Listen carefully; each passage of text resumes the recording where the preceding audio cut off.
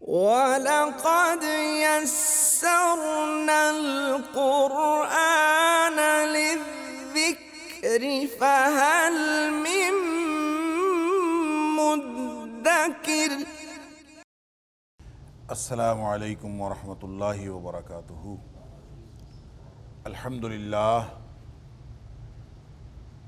الحمدللہ وکفیٰ وسلام علی عبادہ الذین اصطفیٰ۔ اشہد ان لا الہ الا اللہ وحدہ لا شریک لہ واشہد ان محمدا عبدہ ورسولہ صلی اللہ علیہ وآلہ وسلم۔ اللہم صلی علی محمد وعلی آل محمد کما صلیت علی ابراہیم وعلی آل ابراہیم انک حمید مجید۔ اللہم بارک علی محمد وعلی آل محمد کما بارکت علی ابراہیم وعلی آل ابراہیم انک حمید مجید۔ اما بعد فاعوذ باللہ السمیع العلیم من الشیطان الرجیم من ہمزہ ونفخہ ونفثہ۔ بسم اللہ الرحمن الرحیم۔ اقترب للناس حسابهم وهم فی غفلة معرضون۔ بہت قریب آ گیا لوگوں کے لیے ان کا حساب یا وقت حساب۔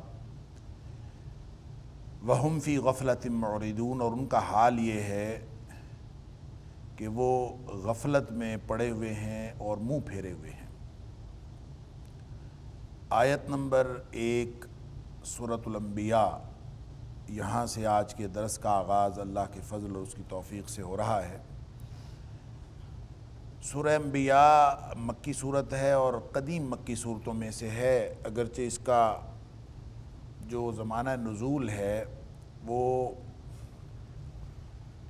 9 یا 10 سن نبوی بتایا جاتا ہے، کہ اگر تعین کرنے کی کوشش کی جائے کہ یہ کس دور میں نازل ہوئی تو یہ جو مکی دور کا نصف آخر ہے اس میں کہیں نازل ہوئی ہے۔ لیکن نبی اکرم صلی اللہ علیہ وسلم نے بخاری شریف کی 2 احادیث کے مطابق جن صورتوں کو قدیم صورتیں قرار دیا ہے، یہ ان میں سے ایک صورت ہے۔ آپ صلی اللہ علیہ وسلم نے فرمایا انہن من عتاق الاول یا من العتاق الاول ومن تلادی۔ سورہ مریم کے حوالے سے بھی میں نے بات آپ کے سامنے رکھی تھی۔ اس میں دراصل ایک روایت میں 3 صورتیں ہیں، بنی اسرائیل، کہف اور مریم، یا بنی اسرائیل، کہف اور انبیاء، اور ایک روایت میں 5 صورتیں ہیں، سورہ بنی اسرائیل، سورہ کہف، سورہ مریم، سورہ طٰہٰ اور سورہ انبیاء۔ یعنی یہ 5 صورتوں کو نبی اکرم صلی اللہ علیہ وسلم نے من العتاق الاول فرمایا اور من تلادی فرمایا۔ تلاد قدیم مال کو کہتے ہیں، عتاق بھی قدیم کو کہتے ہیں۔ گویا نبی اکرم صلی اللہ علیہ وسلم اس کو اول دور کی بھی فرما رہے ہیں، اور اپنی جو قدیم وابستگی جن صورتوں کے ساتھ نبی کریم صلی اللہ علیہ وسلم کی ہے ان میں سے فرمایا جا رہا ہے۔ گویا اس کا مطلب یہ ہے کہ یہ اپنے مضامین کے اعتبار سے بھی اور اپنے زمانہ نزول کے اعتبار سے بھی، جیسے قدیم مال، پرانا مال آدمی کو زیادہ پیارا ہوتا ہے، جتنا زیادہ وہ اس کے پاس، اس کے ساتھ اس کی وابستگی بڑھتی جاتی ہے تو وہ زیادہ پیاری ہوتی ہے۔ تو نبی اکرم صلی اللہ علیہ وسلم کے اس فرمان کا مطلب گویا یہ ہے کہ آپ ان صورتوں سے بہت ہی پیار کرتے ہیں، اور یہ قدیم زمانے کی صورتوں میں سے ہیں۔ اس صورت کا نام ہے الانبیاء۔ نبی کی جمع ہے، اور نبی خبر دینے والے کو کہتے ہیں۔ کوئی بھی خبر دینے والا ہو اس کو نبی کہہ دیتے ہیں۔ اسی اعتبار سے جو خبریں ہیں ان کو الانباء کہا جاتا ہے، نبا ان خبر کو کہا جاتا ہے۔ تو نبی کا مطلب خبر دینے والا، الانبیاء سے مراد خبریں دینے والے زیادہ لوگ۔ تو اصطلاح شریعت میں اس شخص کو نبی کہا جاتا ہے جو اللہ کا پیغام لوگوں تک پہنچائے اور ان چیزوں کی خبر لوگوں تک پہنچائے جس کی خبر عام طور پر لوگوں کو نہیں ہوتی۔ تو ایسے امور جن کا تعلق امور غیبیہ سے ہو یا امور ظاہرہ سے ہو، امور ماضی سے ہو یا امور مستقبل سے ہو، جس سے بھی تعلق ہو، انسان جن چیزوں کے بارے میں شعور نہیں رکھتے ان کو شعور دینے کے لیے جو ہستیاں اس دنیا میں آتی ہیں اور آتی رہی ہیں، حضرت آدم علیہ السلام سے لے کر نبی اکرم محمد کریم صلی اللہ علیہ وآلہ وسلم تک، ان سب کو نبی کہا جاتا ہے۔ تو ان کی تعداد کتنی ہے اس کے بارے میں اگرچہ اختلاف ہے، لیکن مسند احمد کی روایت کے مطابق ان کی تعداد کوئی 1,24,000 کے قریب ہے۔ اب یہ ایک اندازہ بھی ہو سکتا ہے، یہ ایگزیکٹ فگر بھی ہو سکتا ہے۔ اسی طرح اس میں سے پھر ایک خاص اصطلاح رسول کی قرآن نے استعمال کی ہے۔ یہ بحث پہلے گزر چکی کہ نبی اور رسول میں کیا فرق ہوتا ہے، رسول خاص ہوتا ہے، نبی عام ہوتا ہے۔ ہر رسول نبی بھی ہوتا ہے لیکن ہر نبی رسول نہیں ہوتا۔ رسول اس کو کہا جاتا ہے جو خاص نئی شریعت لے کے آتا ہے، اور نبی وہ ہوتا ہے جو پچھلے ہی انبیاء کی شریعت کو آگے بڑھاتا ہے۔ لہٰذا جب انبیاء کہہ دیا گیا تو اس کا مطلب ہے اس میں سارے ہی شامل ہیں، رسول بھی اور وہ نبی جو رسول نہیں ہیں وہ بھی اس کے اندر شامل ہیں۔ لیکن اس کا یہ بات ذہن میں رہے کہ جس طرح باقی صورتوں کے نام اور ٹائٹل ہیں، اسی طرح یہ بھی ٹائٹل اور نام ہے۔ اس کا تعلق مضمون کے ساتھ نہیں، یہ کانٹینٹس کو ظاہر نہیں کر رہا، مشمولات کو ظاہر نہیں کر رہا، گویا یہ موضوع نہیں ہے۔ ٹاپک، انگریزی میں جس کو ٹاپک کہتے ہیں اس کو موضوع کہہ دیا جاتا ہے۔ ایک ٹائٹل ہوتا ہے، اور ٹائٹل اور ٹاپک میں جس طرح فرق ہوتا ہے اسی طرح جو موضوع اور عنوان میں فرق ہوتا ہے۔ تو یہ عنوان یا نام ہے، اور عنوان یا نام کا اس کے خصوصیات کے مطابق ہونا یا مشمولات کے مطابق ہونا ضروری نہیں ہے۔ وجہ تسمیہ کوئی بھی ہو سکتی ہے۔ نام جیسے انسانوں کے نام رکھے جاتے ہیں، اور حماد کا مطلب یہ لازمی طور پر نہیں ہے کہ وہ حمد کرنے والا ہو۔ اشرف کا مطلب لازمی طور پر یہ نہیں ہے کہ وہ بہت ہی صاحب شرف ہو، سب سے زیادہ شرف والا ہو، ایسا نہیں ہے۔ بس یہ نام ہے، اس کا پہچان کے لیے ہوتا ہے۔ لہٰذا یہ صورتوں کے جو نام ہیں یہ بھی پہچان کے لیے ہیں، تاکہ ایک صورت سے دوسری کو ممتاز کیا جا سکے۔ جس طرح انسانوں کو انسانوں سے ممتاز کرنے کے لیے نام رکھے ہوتے ہیں، اسی طرح یہ صورتوں کے نام رکھے ہوئے ہیں۔ تو الانبیاء، ہاں یہ بات ضرور ہے کہ یہ جو جتنے بھی نام قرآن کی صورتوں کے رکھے گئے، ان کی کوئی نہ کوئی نسبت، کوئی نہ کوئی تعلق تو ہوتا ہے۔ بغیر تعلق کے تو نام نہیں رکھا جاتا، کوئی وجہ ہوتی ہے۔ تو وجہ تسمیہ میں آپ یہ بات شامل کر سکتے ہیں کہ اس میں انبیاء کا ذکر ہے۔ اس میں چونکہ انبیاء کا ذکر ہے اس لیے اس کا نام انبیاء رکھ دیا، لیکن سارے انبیاء کا ذکر نہیں ہے۔ اس میں نبی اکرم صلی اللہ علیہ وآلہ وسلم کے ساتھ کم و بیش 17 انبیاء کا ذکر ہے، اور پورے قرآن میں اگر آپ دیکھیں تو نام لے کر قرآن میں زیادہ سے زیادہ 25 یا 26 انبیاء کے نام لے کر ذکر کیا گیا ہے۔ باقی سارے جو ہیں وہ اجمالاً ذکر ہے، ان کا تذکرہ ہے، لیکن نام ذکر نہیں کیے گئے۔ تو یہاں بھی کوئی 17 انبیاء کا ذکر ہے۔ نبی اکرم صلی اللہ علیہ وسلم کی ذات اقدس کو اور آپ کے نام نامی اسم گرامی کو شامل کر لیجئے تو 18 بن جاتے ہیں۔ تو یہ 17 یا 18 جو نام اس میں ذکر ہوئے، اس کا مطلب یہ نہیں ہے کہ سارے انبیاء اس میں ذکر ہوئے، یا پھر ہم کہیں کہ اس میں صرف انبیاء کی کہانی ہے۔ ٹائٹل کا یہ مطلب ہرگز نہیں ہے، یہ صرف ایک ٹائٹل، ایک نام ہے۔ اس کی وجہ تسمیہ مشمولات کی مناسبت بھی ہو سکتی ہے، ایک واقعہ جو وہاں ذکر ہوا ہے یا اس میں انبیاء کا ذکر ہے، یہ صرف اس کی مناسبت ہے۔ لہٰذا اس کو نام ہی سمجھا جائے، اس کو موضوع نہ سمجھا جائے۔ یہ پہلے بھی کئی دفعہ بات ہو، کیونکہ اس کے موضوعات تو مختلف ہو سکتے ہیں۔ موضوع کیا ہے اس کا؟ نام تو سورہ انبیاء ہے، تاریخ بھی انبیاء کی ذکر کی گئی ہے، کچھ انبیاء کا ذکر بھی ہے، لیکن اس کا موضوع کیا ہے؟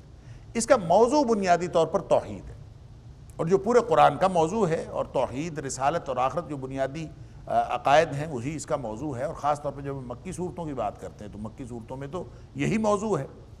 البتہ جب ہم اس کے دور نزول کے اعتبار سے دیکھتے ہیں، اور یہ وسطی دور کے بعد کی بات ہے، مکی دور کے نصف آخر کی بات ہے، اور وہ انتہائی مشکلات کا دور تھا، اسی لیے اس دور میں نبی اکرم صلی اللہ علیہ وسلم کو بالآخر ہجرت کرنا پڑی، اور گویا اس وقت جو کفار مکہ کی جو تحریک تھی مخالفانہ اور معاندانہ، وہ بھی اپنے عروج پر پہنچ چکی تھی۔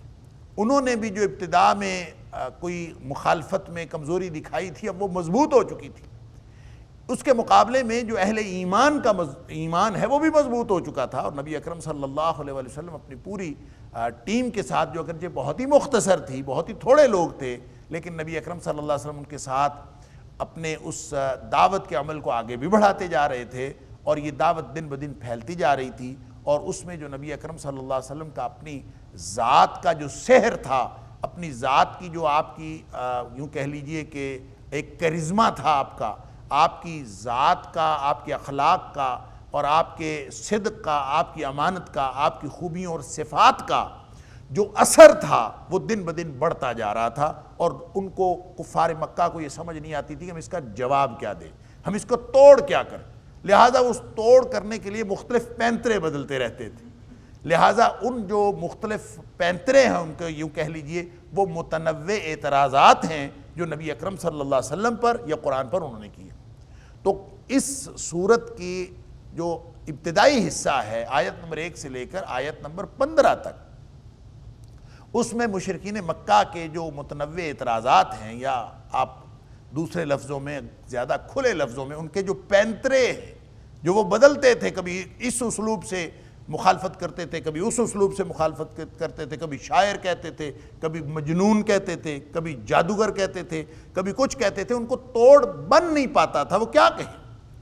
لہٰذا وہ کبھی کوئی بات, کبھی کہہ دیتے تھے کوئی معجزہ دکھاؤ, ہمیں کوئی معجزہ نہیں دیکھیں گے تو پھر آپ کے ساتھ تو کوئی معجزہ ہی نہیں آیا, معجزہ آتا تو ہم مان لیتے. لہٰذا ان کے جو اعتراضات ہیں ان کے اندر کوئی ایک بات نہیں تھی, یکسانیت بھی نہیں تھی, استحکام بھی نہیں تھا, بے دلیل تھے. اور جو بے دلیل ہوتا ہے اس کے پاس ہمیشہ ایک ہی راستہ ہوتا ہے کہ جس سوال کے جواب میں یا جس بحث کے کسی نقطے پر وہ لاجواب ہو جائے, وہ ایک نیا نقطہ تلاش کرتا ہے اور پھر وہ نئی طرف چل پڑتا ہے. آپ نے دیکھا ہوگا کہ جو بحث مباحثے ہو رہے ہوتے ہیں, جب کوئی شخص سوال کا جواب نہیں دے پاتا, وہ کہتا ہے میں اور بات کر رہا ہوں, میں فلاں بات کر رہا ہوں, میں فلاں موضوع پہ بات. بھئی فلاں موضوع پہ بھی کر لینا, پہلے اس پہ تو کر لو. لہٰذا قرآن نے بہت کھول کے مشرکین مکہ کے جو اعتراضات ہیں ان کی حقیقت بیان کی ہے, اور ان کے جو تضاد بیانی ہے, ان کی جو آپس میں بیانات کا تضاد ہے, وہ قرآن نے یہاں بیان کیا ہے. آیت نمبر 1 سے آیت نمبر 15 تک گویا نبی اکرم صلی اللہ علیہ وسلم کی رسالت پر ہونے والے جو اعتراضات ہیں ان کا ذکر بھی ہے, اور ساتھ اللہ کریم نے مشرکین مکہ کو تنبیہ بھی کی ہے. یہ صرف ان اعتراضات کا جائزہ نہیں لیا گیا, ساتھ تنبیہ کیا ہے کہ تم باز آ جاؤ وگرنہ تمہارے اوپر اللہ کی طرف سے عذاب آ سکتا ہے. آیت نمبر 16 سے لے کر آیت نمبر 50 تک, یہ ہم اس کو مضمون کے اعتبار سے دوسرا حصہ قرار دے سکتے ہیں. اس میں توحید کے دلائل ہیں جو اس کا مرکزی موضوع ہے. توحید کے دلائل بھی ہیں, اور ساتھ ہی ساتھ جو شرک کرنے والے ہیں, جو اس وقت خاص طور پر جو مشرکین مکہ وہاں موجود تھے, ان کے اور قیامت تک آنے والے جتنے بھی مشرکین ہو سکتے ہیں جو توحید کی مخالفت کرنے والے ہیں, ان کو انذار کیا گیا ہے, ان کو تخویف یعنی خوف دلایا گیا ہے, اور ان کو تنبیہ کی گئی ہے, ان کو ڈراوا اور دھمکی دی گئی ہے, باز آ جاؤ وگرنہ تمہارے بہت برے حالات ہونے والے ہیں. اس کے بعد پھر آیت نمبر 51 سے لے کر آیت نمبر 93 تک یہ وہ حصہ ہے جس میں انبیاء کا تذکرہ ہے. اور انبیاء کا ذکر بھی اس لیے ہے کہ چونکہ وہ اعتراضات نبی کریم صلی اللہ علیہ وسلم پر کرتے تھے, اور انبیاء کی تاریخ بتا کے ان کو اصل میں یہ بتایا جا رہا ہے کہ جو کیفیت, جو مشن, جو اسلوب, جو منہج نبی اکرم صلی اللہ علیہ وسلم کا ہے, جو مرکزی نقطہ دعوت ہے, وہی سارے کا سارا اسلوب اور اسلوب دعوت اور دعوت وہ ساری کی ساری تمام انبیاء کی وہی تھی.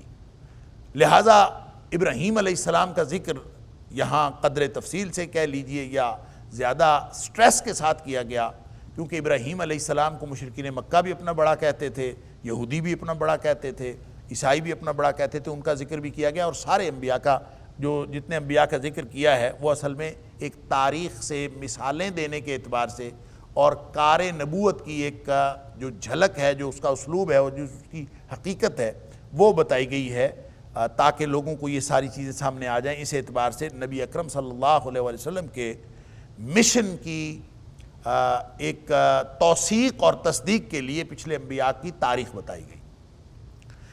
آیت نمبر 94 سے آیت نمبر 106، جس کو ہم چوتھا حصہ قرار دے سکتے ہیں سورۃ الانبیاء کے مضامین کا، اس میں مشرکین کا انجام بیان کیا گیا، اور لیکن اس کے ساتھ ذرا سا ابتدا میں جو اہل توحید ہیں ان کے انجام کا ذکر بھی ہے کہ ان کو اللہ تعالیٰ کس طرح سے ثواب دے گا اور کس طرح سے اللہ تعالیٰ ان کی عزتیں کرے گا۔ تو بتایا اصل میں اس حصے میں یہ جا رہا ہے آیت نمبر 94 سے آیت نمبر 106 تک کہ انجام تو ہونا ہے، لیکن دو انجام ہیں۔ مشرکین کا جو انجام ہوگا وہ کبھی بھی اہل توحید جیسا نہیں ہو سکتا، بنیادی سٹریس اس پہ ہے، یہ پہلو زیادہ اجاگر کیا گیا ہے، اور پھر بتایا گیا ہے کہ اس میں کیا عذاب ہے اور کیا معاملات ہیں۔ گویا یہ بھی انذار اور تنبیہ کی ایک طریقہ ہے، ایک اس کی نشانی ہے۔ آیت نمبر 107 سے 112، کل اس کی 112 آیات ہیں، آخری جو حصہ ہے اس کو آپ مضامین کے اعتبار سے 5واں حصہ قرار دے سکتے ہیں۔ اس میں نبی اکرم صلی اللہ علیہ وآلہ وسلم کو تسلی بھی دی گئی ہے، آپ کا مقام و مرتبہ بھی بیان کیا گیا ہے، اور مشرکین کو اور نہ ماننے والوں کو اور جو سمجھ نہیں رکھتے، جو غفلت میں پڑے ہوئے ہیں، ان سب کو ایمان کی دعوت بھی دی گئی۔ یعنی یہ آخری مختصر سا حصہ ہے، چند آیات ہیں آیت نمبر 107 سے 112 تک، لیکن اس میں بہت اختصار اور جامعیت کے ساتھ نبی اکرم صلی اللہ علیہ وسلم کا مقام بھی ہے، اور اس میں یہ یعنی دعوت ایمان بھی دی گئی ہے کہ نبی اکرم صلی اللہ علیہ وسلم پر اور قرآن پر ایمان لے آؤ۔ وَلَقَدْ يَسَّرْنَا الْقُرْآنَ لِلذِّكْرِ فَهَلْ مِن مُّدَّكِرٍ وَلَقَدْ يَسَّرْنَا الْقُرْآنَ لِلذِّكْرِ فَهَلْ مِن مُّدَّكِرٍ۔ چونکہ وہ جو پہلا دور ہے، جس مکی دور کی جس کی بات ہو رہی ہے، اس میں نبی اکرم صلی اللہ علیہ وسلم کو شدید مشکلات کا سامنا تھا، اور تبلیغ حق میں ہمیشہ آزمائشیں آتی ہیں، تو جو انبیاء کا ذکر ہے اس میں یہ پہلو بھی اجاگر کیا گیا ہے کہ نبوت کا کام ہے ہی مشکل، لہذا سب پر جو ہے وہ مصیبتیں آتی ہیں، آزمائشیں آتی ہیں، اور نبی اکرم صلی اللہ علیہ وسلم کا یہ فرمان کہ سارے ہی نبیوں کے اوپر بہت ہی آزمائشیں آئیں، لیکن جتنا مجھے آزمایا گیا ہے اتنا کسی کو نہیں آزمایا، یعنی جتنی آزمائشیں مجھ پر آئی ہیں نبی اکرم صلی اللہ علیہ وسلم فرماتے اتنی کسی اور نبی پر نہیں ہیں۔ اور پھر ساتھ آپ نے فرما دیا کہ ایک اصول بتا دیا کہ ہر شخص کو آزمایا جاتا ہے اس کے ایمان کے بقدر، یعنی جتنا اس کے اندر ایمان کا لیول ہوتا ہے، ایمان کی سطح ہوتی ہے، اتنی اس کے اوپر آزمائشیں آتی ہیں۔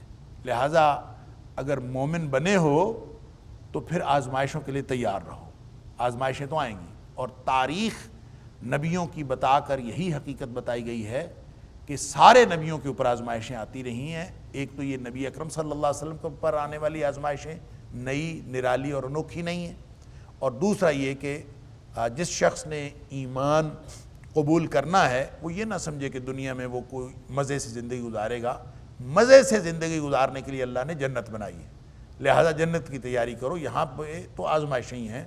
اور یہ ایک گویا پورا جو خلاصہ ہے سورت کا وہ میں نے آپ کے سامنے رکھنے کی کوشش کی ہے۔ اعوذ باللہ من الشیطان الرجیم، بسم اللہ الرحمن الرحیم۔ اقترب للناس حسابهم وهم فی غفلۃ معرضون۔ اللہ اکبر، کیا دہلا دینے والا حساب لوگوں کا بالکل قریب آن پہنچا، اللہ وهم فی غفلۃ معرضون، اور لوگ ہیں کہ وہ غفلت میں منہ پھیرے ہوئے۔ عامر بن ربیعہ ایک صحابی ہیں رضی اللہ تعالی عنہ، علامہ ابن کثیر نے یہ واقعہ لکھا ہے، اور دیگر مفسرین نے بھی حضرت عامر بن ربیعہ رضی اللہ تعالیٰ عنہ کے اس واقعے کو ذکر کیا کہ ایک دفعہ عامر بن ربیعہ رضی اللہ تعالیٰ عنہ کے پاس کوئی شخص مہمان آیا، کوئی بڑا آدمی تھا یا کوئی کسی علاقے کا سردار ٹائپ ہوگا، تو حضرت عامر رضی اللہ تعالیٰ نے اس کو اپنے یہاں یعنی میزبانی کی، ٹھہرایا بھی، اور پھر نبی کریم صلی اللہ علیہ وسلم سے ملوایا اس کو. تو نبی کریم صلی اللہ علیہ وسلم لوگوں سے سلوک کرتے تھے اس کے مقام و مرتبے کے مطابق. انزل الناس منازلہم اصول ہے کہ جس طرح کا کوئی آدمی اس کے ساتھ اسی طرح کا سلوک کرنا چاہیے. اور ظاہر ہے کوئی مقام و مرتبے والا آدمی ہوگا، نبی کریم صلی اللہ علیہ وسلم نے اس کے ساتھ مقام و مرتبے والا سلوک کیا. تو علامہ ابن کثیر لکھتے ہیں کہ کوئی وادی نبی کریم صلی اللہ علیہ وسلم نے اس کو دے دی اس کی تالیف قلب کے لیے. وہ مسلمان ہو گیا تھا تو اس کے مسلمان ہونے کی وجہ سے تالیف قلب کے لیے آپ نے اس کو ایک وادی دے دی کہ یہ فلاں وادی تمہاری ہو گئی. تو اس شخص نے چونکہ وہ مہمان ٹھہرا ہوا تھا حضرت عامر رضی اللہ تعالیٰ عنہ کے پاس، تو اس نے حضرت عامر کو آفر کی کہ میرے پاس یہ وادی ہے، میں اب اس کا مالک ہوں، تو تم اس وادی میں سے ایک حصہ میں تمہارے لیے چھوڑتا ہوں. آخر تم نے میری بڑی قدردانی کی ہے اور نبی کریم صلی اللہ علیہ وسلم سے ملوایا بھی تم نے ہے، تو یہ اس خدمت کے عوض میں تمہیں اپنی اس وادی میں سے یہ حصہ میں دے دیتا ہوں. اللہ اکبر. اس کے جواب میں حضرت عامر بن ربیعہ رضی اللہ تعالیٰ عنہ نے ایک بات فرمائی جو علامہ ابن کثیر نے لکھی ہے اور دیگر مفسرین نے بھی لکھی ہے. انہوں نے کہا جب سے سورۃ الانبیاء نازل ہوئی ہے نا، میں تو دنیا و ما فیہا کو بھول گیا ہوں اور دنیا مجھے کڑوی لگنا شروع ہو گئی ہے. یعنی دنیا میرے لیے تکلیف دہ ہے. اب جب سے میں نے سورۃ الانبیاء پڑھی ہے اور یہ سنی ہے، اس کے بعد تو مجھے کوئی دنیا میں کوئی چیز ٹھیک نہیں لگتی. ایک ہوتا ہے بد مزہ لگنا یا بے مزہ لگنا، پھیکی لگنا، کڑوی لگنا شروع ہو گئی ہے. کیا مطلب؟ کہ اب یہ دنیا میرے لیے تکلیف دہ ہے جب میں اس دنیا کا خیال کرتا ہوں، لہٰذا اپنی چیز تم اپنے پاس رکھو، اب تم مجھے کسی چیز کا کوئی خیال نہیں ہے. یعنی اس قدر صحابہ کرام کو قرآن سن کے اور قرآن کی ایک ایک آیت کی جو اثر پذیری ہے وہ اپنے اندر یوں محسوس کیا کرتے تھے. اب اتنا جاندار اسلوب ہے قرآن کا، سارے قرآن کا اسلوب جاندار ہے، لیکن آپ دیکھیں اقترب للناس حسابهم وهم فی غفلۃ معرضون. حساب سر پہ آن پہنچا. اقترب للناس حسابهم، ان کا حساب، وقت حساب سر پہ پہنچا ہوا ہے. اب سر پہ کیا پہنچا ہوا ہے؟ قیامت پہنچی ہوئی ہے، وہ بھی وقت حساب ہے. یا پھر موت تو ہر وقت سر پہ کھڑی ہے. اگر اس کا مطلب قیامت ہے تو نبی اکرم صلی اللہ علیہ وسلم نے فرمایا تھا انا والساعۃ کہاتین، میں اور قیامت یوں بالکل قریب قریب ہیں، ساتھ ساتھ. آپ نے دو انگلیاں یوں فرمائیں، یعنی میرے اور قیامت کے درمیان میں کوئی اور نبوت اور رسالت نہیں ہے، ایک بات. اور دوسرا یہ کہ اب میں آ گیا ہوں، میرے بعد اب قیامت آنے والی، قریب بھی ہے. لیکن وہ کتنی قریب ہے یہ تو اللہ کو معلوم ہے. اس قرب کا ہم اندازہ نہیں کر سکتے. اللہ کی گنتی اور ہے، ہماری گنتی اور ہے. اللہ کے ہاں ہماری گنتی کا 1000 سال ہو. اللہ اکبر. ان یومن عند ربک کالف سنۃ مما تعدون. تمہاری گنتی کا جب 1000 سال ہو جاتا ہے نا تو اللہ کی گنتی کا 1 دن ہوتا ہے. لہٰذا تم اپنی گنتی سے حساب کرتے ہو کہ نبی کریم صلی اللہ علیہ وسلم کو اس دنیا سے تشریف لے گئے، 14 صدیاں گزر گئیں، 1443 سال گزر گئے. لیکن آپ یہ نہیں سوچتے کہ اللہ کی گنتی کے مطابق ابھی 1.5 دن پورا نہیں ہوا. یعنی 15 صدیاں ہوں گی تو 1.5 دن ہوگا، 15 صدیاں پوری ہوں گی تو 1.5 دن ہوگا. تو ابھی تو 2 دن بھی نہیں ہوئے. لہٰذا اقترب للناس حسابهم کو اگر قیامت کے حوالے سے دیکھیں تو قیامت بھی سر پہ کھڑی ہے. اور وہ جو نبی کریم صلی اللہ علیہ وسلم نے فرمایا تھا کہ اسرافیل جس نے قیامت کا سور پھونکنا ہے، جس نے قیامت کا بگل بجانا ہے، جس کی ڈیوٹی یہ ہے، وہ اسرافیل جو ہے وہ اپنا بگل جو ہے پکڑ کے اس کو منہ میں ڈال کے کھڑا ہے. پہلے تو آرام سے کھڑا تھا، اب اس نے اس کو منہ میں ڈال لیا ہے اور سر جھکایا ہوا ہے، اور وہ بس انتظار کر رہا ہے کس وقت اس کو حکم ہو اور وہ فوراً پھونک مار دے اور بگل بج جائے قیامت کا. اور کسی بھی وقت بگل بج سکتا ہے. اللہ اکبر اور اللہ اکبر. ہو سکتا ہے کہ کسی بھی وقت جب یہ آئے، قیامت آئے، کوئی کھیل رہا ہے، کوئی اپنے شغل میں مشغول ہے، کوئی اپنے بزنس میں لگا ہوا ہے. ظاہر ہے جب آنا ہے تو اس نے آنا اچانک ہے. یہ قرآن نے کہا، قرآن یہ قیامت جب بھی آئے گی اچانک آئے گی، یہ ہارن دے کے نہیں آئے گی. البتہ جو ہارن ہے، جو اس کی تنبیہ ہے قیامت کے آنے سے پہلے، وہ اس کی نشانیاں ہیں. اس لیے قرآن نے کہا کہ آپ کو جو جتنی بھی نشانیاں ہیں قرآن کی، لوگ انتظار کر رہے ہیں قیامت کا، لیکن قیامت کی نشانیاں تو آ چکی ہیں، اور اگر قیامت کی سورہ محمد کی آیت نمبر 18 کے اندر اللہ کریم نے فرمایا، اور اگر قیامت کی نشانیاں آنے پر ہم نصیحت نہیں پکڑتے تو قیامت آنے پر ہم کیسے نصیحت پکڑیں گے؟ قیامت تو آ جائے گی تو اس وقت تو موقع ہی نہیں رہنا، لہٰذا جو نصیحت پکڑنی ہے وہ اب ہے موقع، اس کے بعد کوئی موقع نہیں۔ اگر اس کا مطلب وقت حساب کا معنی قیامت ہو، کیونکہ حساب کتاب تو قیامت کو ہونا، لیکن جس کی موت آ گئی اس کا حساب تو فوراً شروع ہو گیا، تو موت تو ہر وقت سر پہ کھڑی ہے، وہ تو ہو سکتا ہے اگلا لمحہ ہماری موت کا لمحہ ہو، اللہ اکبر، کسی بھی وقت، یعنی ایک سیکنڈ کا پتہ نہیں چلتا کہ اگلے سیکنڈ میں دنیا ادھر کی ادھر ہو جائے۔ تو اقترب للناس حسابہم، لوگوں کے لیے وقت حساب بالکل سر پہ ہے۔ ظاہر ہے جب آپ نے مرنا ہے اور مر کے جانا ہے قبر میں، تو جاتے ہی پہلا سوال ہونا ہے نا، مر ربک، تو حساب شروع ہو گیا نا۔ تو جب حساب شروع ہو گیا تو اس کا مطلب ہے تو سر پہ کھڑا۔ اس لیے یہ جو روایت ہے کہ من مات فقد قامت قیامتہ، جو مر گیا اس کی قیامت قائم ہوگی، بعض نے اس کو حدیث کہا ہے کہ یہ نبی کریم صلی اللہ علیہ وسلم کی طرف منسوب ہے، اور اس کے اگرچہ کوئی بھی سند اس کی صحیح نہیں ہے، سند کے اعتبار سے یہ درست نہیں، لیکن مفہوم کے اعتبار سے یہ درست، اور یہ مفہوم بہت ساری احادیث سے ثابت ہے۔ نبی کریم صلی اللہ علیہ وسلم نے خود فرمایا کہ جب آدمی مرتا ہے، اس دنیا سے جاتا ہے، قبر میں جاتے ہی اس کو منکر نکیر آتے ہیں اور سوالات شروع کرتے ہیں، حساب تو سر پہ کھڑا ہے، موت تو ہر وقت سر پہ کھڑی ہے، اللہ اکبر۔ لیکن لوگوں کا حال کیا ہے؟ وَهُمْ فِي غَفْلَةٍ مُعْرِضُونَ۔ اب یہ حساب کتاب ڈائریکٹ اس کے مخاطبین، براہ راست مخاطبین تو مشرکین تھے نا، مشرکین مکہ۔ اگر ان کے اس اسپیسیفک کانٹیکسٹ میں دیکھا جائے تو اس کا مطلب یہ ہے کہ ان کو ڈرایا جا رہا ہے، مشرکین مکہ کو، کہ تمہارا ان قریب جو ہے وہ تیا پانچا ہونے والا ہے، بندے کے پتر بن جاؤ۔ اللہ، یعنی انذار کا، خوف دلانے کا، تخویف کا، تنبیہ کا، دھمکی کا ایک بڑا ڈائریکٹ انداز، اور نصیحت کا ایک بہت ہی جامع اور بلیغ انداز۔ اقترب للناس حسابہم، اور للناس سے مراد عمومی طور پر ساری دنیا بھی ہو سکتی ہے، اور للناس سے مراد اکثر مفسرین کا خیال یہ ہے کہ یہ چونکہ ڈائریکٹ خطاب اس وقت کے مشرکین کو ہو رہا ہے اور مشرکین مخاطبین تھے، لہذا مشرکین کو تنبیہ کی جا رہی ہے کہ تم بچ جاؤ، وگرنہ تمہارا دنیا میں بھی حساب کا وقت قریب ہے، آخرت میں تو حساب ہونا ہی ہونا ہے، یہاں بھی تمہارا حساب ہونے والا ہے۔ اور پھر وہ تھوڑے ہی سالوں بعد بدر میں ہوا، ان کا حساب کتاب ہوا، اور ایک دنیا میں ہی ساری دنیا نے دیکھا کہ ان کا حساب کتاب ہوا۔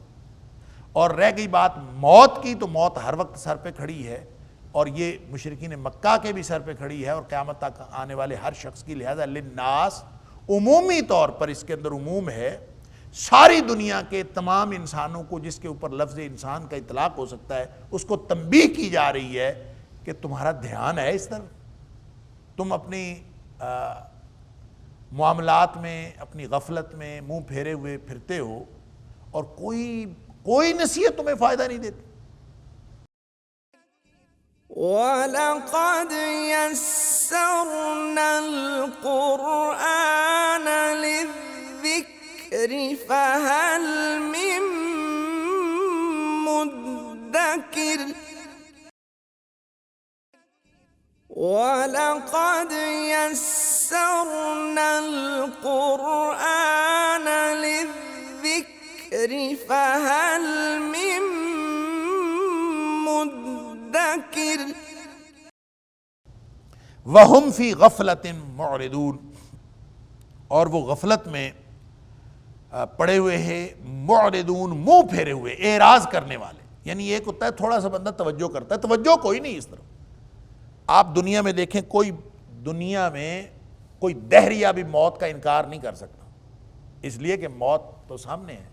انکار وہ کرتے ہیں موت کے بعد والی زندگی کا، تو موت کا انکار تو کوئی نہیں کرتا، تو موت کی تیاری کون کرتا ہے؟ کوئی بھی نہیں، موت کی تیاری کوئی بھی نہیں کر رہا۔ موت کا انکار ہم مسلمان بھی نہیں کرتے، لیکن تیاری ہم نہیں کر رہے۔ اور اسی لیے نبی کریم صلی اللہ علیہ وسلم نے فرمایا تھا دانا تو وہ ہے، غفلت سے بچا ہوا تو وہ ہے جو موت کی تیاری کرتا ہے موت آنے سے پہلے۔ تو کیا ہماری تیاری ہے؟ ہم اس وقت کے لیے تیار ہے؟ اگلا لمحہ موت کا لمحہ ہو سکتا ہے۔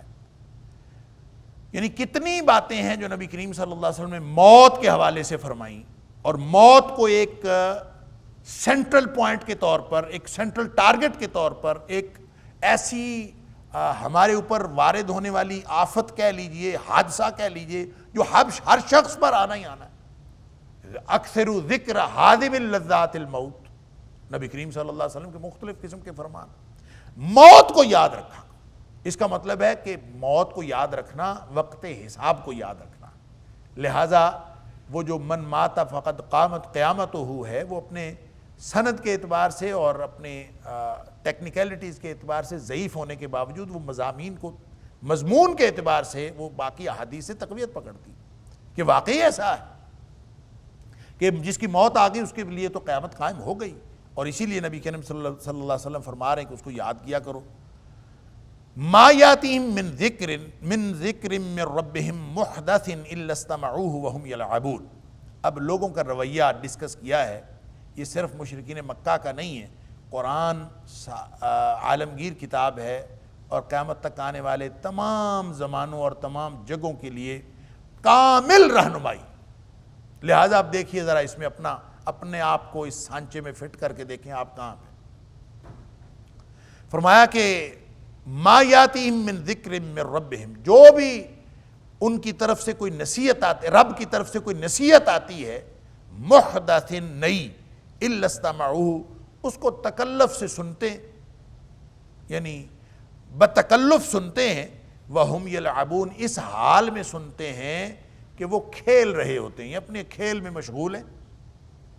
اس کا ایک معنی یہ ہے کہ اس حال میں کہ وہ اپنے کھیل میں مشغول ہوتے ہیں، اور مشغول ہوتے ہوتے بس سن لیتے ہیں، تھوڑا سا کہا اچھا یہ بات ہے، پھر کھیل میں لگ پڑے، بتکلف سن لیا، پھر اپنی ڈگر پر اسی طرح چلتے رہے، یہ بھی معنی ہے۔ اور وہم یلعبون کا ایک معنی یہ ہے کہ سن تو لیتے ہیں، الا استمعوہ وہم یلعبون، سن تو لیتے ہیں لیکن اس کو سننے کے بعد اس کو کھیل ہی سمجھتے ہیں، اس کو سیریس نہیں لیتے، اپنے کھیل میں لگے رہتے ہیں، یہ ایک معنی۔ یا اس کو سیریس نہیں لیتے، اس کو کھیل تماشا ہی سمجھ لیتے ہیں کہ کوئی بات نہیں، آگے یہ نصیحت تو پھر کیا کریں۔ یہ اللہ کریم نے ان لوگوں کی بات فرمائی ہے جو غفلت میں پڑے ہوئے ہیں، جو قرآن کے سے فائدہ نہیں اٹھا رہے، یہ منہ پھیرے ہوئے ہیں، اور جب بھی کوئی نئی نصیحت آتی ہے تو وہ اس کے بارے میں ایک ایسے رویے کا اظہار کرتے ہیں کہ ان کو کوئی فرق نہیں پڑتا، اپنی اسی ڈگر پر چل رہے ہوتے ہیں۔ اب یہ مشرکین مکہ کی بات اکیلے تو نہیں ہے، صرف مشرکین مکہ تو ایسا نہیں کرتے، آج کے دور میں ہم سب بھی تو ایسا ہی کر رہے ہیں کہ یعنی کس شخص کو قرآن جو ہے وہ جھنجھوڑتا ہے تو وہ اپنا طرز عمل بدل لیتا ہے۔ کبھی دیکھا ہے کسی کو؟ اللہ اکبر، کبھی نہیں دیکھا جس شخص نے قرآن سن کر اپنا زندگی کا رنگ ڈھنگ بدل لیا ہو اور فوراً قرآن کی اثر پذیری کو قبول کیا ہو۔ اگر کوئی ایسا شخص ہے تو وہ خوش ہو، اس کو تو مبارک ہو کہ اس کو اللہ تعالیٰ نے ایمان کی دولت سے نوازا۔ اور اگر قرآن سن کر ہمارے اوپر اثر ہی کیوں نہیں ہوتا، ہماری زندگی، ہماری راتوں کی نیندیں ویسی کی ویسی مزے کی ہیں، ہم ویسے ہی مزے سے زندگی گزار رہے ہیں، ہمیں دنیا ویسے ہی میٹھی لگتی ہے۔ اور عامر بن ربیعہ رضی اللہ تعالیٰ عنہ کے کہنے کے مطابق دنیا کڑوی نہیں لگتی، دنیا وما فیہا میں پوری طرح سے اس کے اندر رچ بس چکے ہیں، قرآن آتا ہے، ہمیں سمجھاتا ہے، تنبیہ کرتا ہے، جھنجھوڑتا ہے، ہم ذرا سا تکلف سے سن لیتے ہیں اور پھر بس اسی کام میں لگے ہوئے۔ کوئی ہے جو اس غفلت والے اور کھیل تماشے والے ماحول سے نکل کر سنجیدہ نصیحت سمجھے قرآن کو؟ یہ ہے وہ چیلنج قرآن کا، اللہ اکبر، اور یہ ہے قرآن کا وہ جاندار اور زوردار بیان۔ ذکر کا معنی اگر قرآن ہے تو قرآن تو نیا نہیں ہے، ذکر کی صفت ہے محدث، ما یاتیہم من ذکر من ربہم محدث، جب بھی ان کے پاس کوئی نئی نصیحت آتی ہے ان کے رب کی طرف سے، تو قرآن تو ایک ہی ہے، قرآن تو نیا نہیں آتا نا، قرآن تو ہمیشہ وہی ہے۔ اگر اس سے مراد قرآن ہے، اور یقیناً اس سے مراد قرآن ہے، تو اس کا مطلب ہے نزول کے اعتبار سے جب کوئی نئی آیت آتی ہے، کوئی نئی، ظاہر ہے قرآن تو ایک ہی ہے لیکن وہ نزول کے اعتبار سے بتدریج نازل ہوا ہے 22 سال 5 مہینے اور 22 دن میں. اس نزول کے اعتبار سے ایک دن ایک آیت آئی، پھر اگلے دن دوسری آئی، پھر اس کے بعد تیسری آئی. آیات آتی رہتی ہیں. ما یاتیہم من ذکر من ربہم محدث، کوئی بھی نئی آیت، کوئی نئی نصیحت آتی ہے، الا استمعوا، ہاں سن تو لیتے ہیں، بتکلف، وہم یلعبون، لیکن اپنے اسی کھیل تماشے میں لگے ہوئے ہیں، یا اس کو کھیل تماشا سمجھ لیتے ہیں. کیونکہ وہم یلعبون، یہ واو اس کو کہتے ہیں حالیہ ہے، حال بیان کرتی. اس حال میں کہ ہم کہتے ہیں حالانکہ، اس حال میں کہ یلعبون، وہ کھیل رہے ہوتے ہیں، اپنے کھیل تماشے میں، اپنے شغل میں لگے ہوئے ہیں. اللہ اکبر. دوسرا معنی اس کا یہ ہے، ذکر کا معنی نبی اکرم صلی اللہ علیہ وسلم کی اپنی ذات بھی ہے. رسول اکرم صلی اللہ علیہ وسلم کو بھی ذکر کہا گیا ہے قرآن میں، یہ قرآن نے بتایا. ایک تو سورۃ نون والقلم کی جو آخری آیت ہے اس سے بھی پتہ چلتا ہے کہ نبی اکرم صلی اللہ علیہ وسلم کو ذکر کہا گیا. وَإِن يَكَادُ الَّذِينَ كَفَرُوا لَيُزْلِقُونَكَ بِأَبْصَارِهِمْ لَمَّا سَمِعُوا الذِّكْرَ وَيَقُولُونَ إِنَّهُ لَمَجْنُونٌ. نبی کریم صلی اللہ علیہ وآلہ وسلم کو دیکھ کر وہ کہتے ہیں، جب بھی ذکر ان کے پاس آتا ہے تو وہ کہتے ہیں کہ یہ مجنون ہے. اور قرآن کہتے ہیں ان ہوا الا ذکر للعالمین، یہ مجنون نہیں ہے، یہ تو ذکر ہے سارے جہانوں کے لیے. گویا نبی کریم صلی اللہ علیہ وسلم کو بھی ذکر کہا گیا. آپ نصیحت کا ذریعہ ہے، اس لیے آپ کو بھی ذکر کہا گیا. اسی طرح سورہ طلاق کے اندر اللہ کریم نے فرمایا قد انزل اللہ الیکم ذکرا، اللہ نے تمہاری طرف ایک ذکر نازل کیا ہے. کون سا؟ اگلی آیت میں فرمایا رسولا یتلو علیکم آیاتی، وہ ایک رسول ہے جو تمہارے اوپر تلاوت کرتا ہے آیتیں، الآیات المبینات، یعنی جو روشن دلائل، روشن نشانیاں ہیں وہ تمہارے اوپر تلاوت کرتا ہے. تو گویا قرآن جب نبی کریم صلی اللہ علیہ وآلہ وسلم کو بھی ذکر کہہ رہا ہے تو پھر اس کا معنی یہ ہوگا ما یاتیہم من ذکر من ربہم محدث، جب بھی کوئی نیا رسول آتا ہے ان کے پاس ان کے رب کی طرف سے، پھر اس کا معنی یہ ہوگا جب بھی ان کے پاس کوئی نیا رسول آتا ہے اللہ کا پیغام لے کر، وہ ہر رسول کے ساتھ یہی کام کرتے ہیں، وہ رسول کی بات سنتے ہیں. یہ ہر دور کے معاندین نبوت کا یہی رویہ رہا.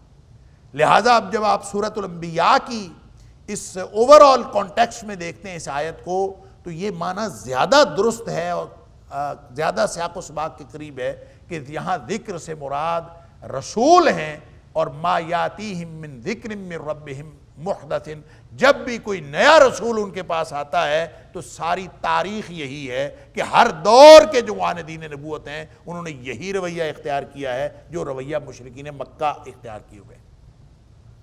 لہٰذا دونوں معنی اپنی اپنی جگہ پہ ٹھیک ہیں اور بیک وقت درست ہیں.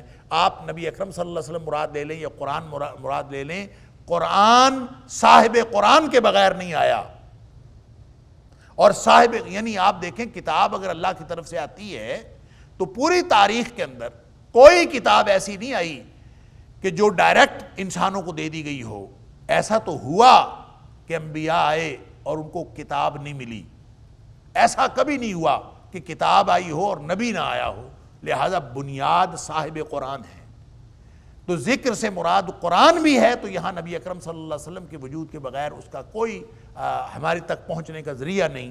اور اگر ذکر سے مراد نبی اکرم صلی اللہ علیہ وسلم ہے تو بھی اس وہی نصیحت مراد ہے جو آپ قرآن کی صورت میں ہمیں عطا فرما رہے ہیں. لہٰذا اس نصیحت کو سن کر ہم اپنے شغل میلے سے، اپنے جو ہمارے جتنے بھی